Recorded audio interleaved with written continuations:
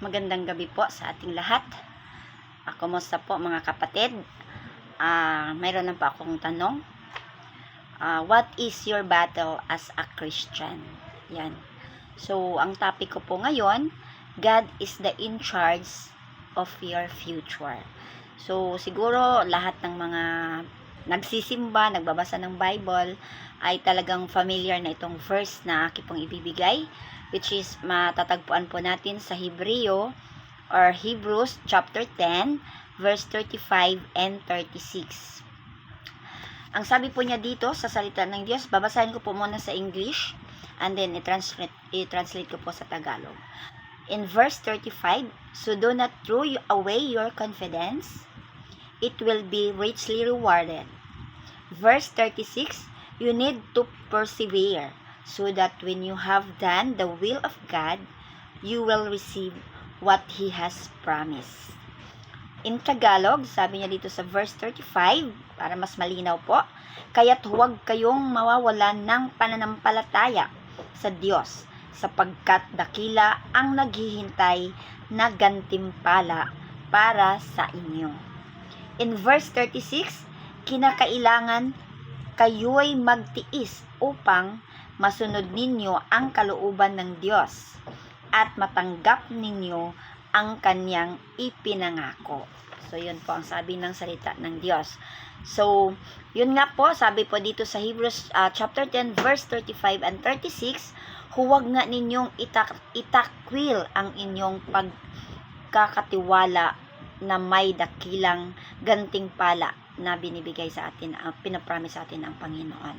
So, sabi dito sa verse 35, nagwa-warning po siya, no? Or pinahiwatig po niya na tayo po, kahit na tayo ay Christian na or tumanggap na tayo sa Panginoon, ay mayroon po siyang warning na wag po tayo magkaroon ng losing hope, hopeless, want to give up, and tired in waiting. Kasi yan po talaga yung usual na naiisip natin pag nakakaranas po tayo ng mga difficulties or mga pagsubok, no? But sabi niya dito, don't give up.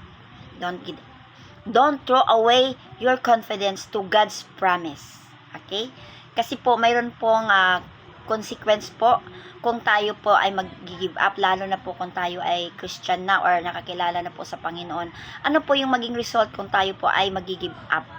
Ang ating pong spirit ay magkaroon po ng depression.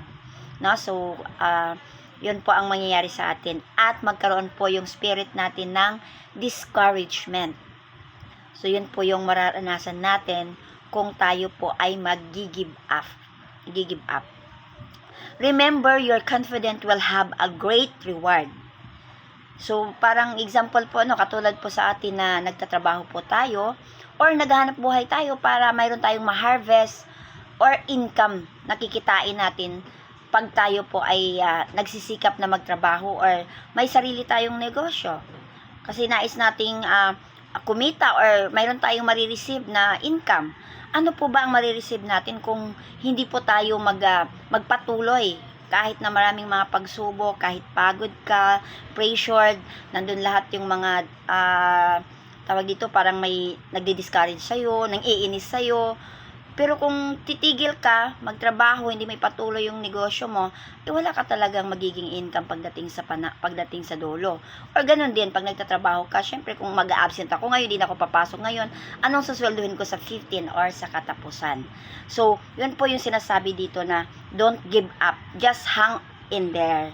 Or just a matter of time lang naman yung mga paghihirap na yan. Pagdating sa dulo, kahit ano pang paghihirap, ano ba yung discourage mo, kung magpatuloy ka pagdating ng 15 or katapusan, mayroon ka pa rin sasahurin.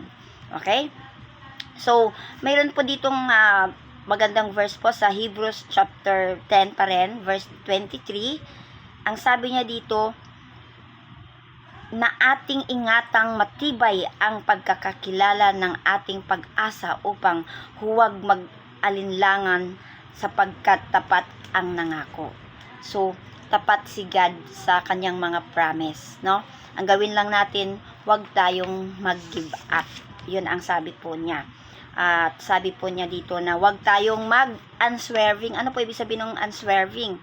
Hindi po tayo natitinag, no? Hindi tayo natitinag, not changing, or becoming weaker. Just steady or constant. Yun po yung reminder niya dito sa verse 23. No, sabi niya, ang ini-encourage po niya tayo bilang believers to remain steadfast in their faith and pursue God's will with perseverance. Ano po yung perseverance? Pagtsatsaga. No, pagtsatsaga. Pagtsatsaga or masigasig. Maging masigasig tayo. Kasi may promise si God na reward at blessing that await those who persevere in faith and fulfill God's will. So, He warns us, don't give up when we encounter challenges or persecution. So, yan lang po. I hope na mayroon po tayong natutunan at na-remind po tayo sa salita ng Diyos. Magandang gabi po sa ating lahat. God bless.